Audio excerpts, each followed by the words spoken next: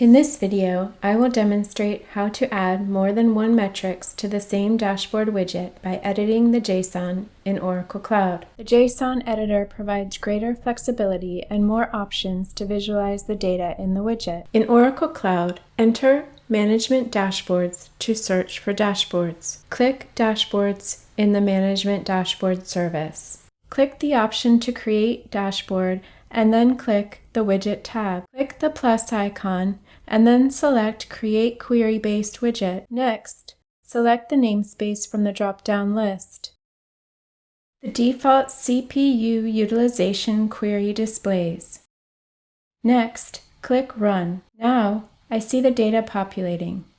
On the Visualization tab, I select the line chart. Now, I see the metric display as a line chart. To add more metric queries to the visualization, click JSON to open the editor. Now, find the CPU utilization query. Then I will copy and paste to add the memory utilization query to the JSON editor.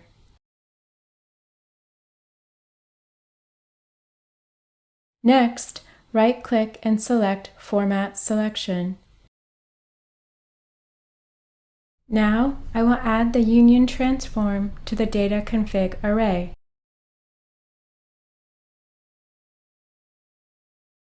Next, right-click and select Format Selection. Next, I will set the default data source to All because I've added more than one query and it's not just CPU utilization.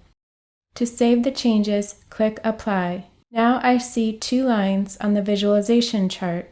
To add the legend to the screen, select the location from the legend drop-down list. Now I see two lines on the visualization chart, one for CPU utilization and one for memory utilization.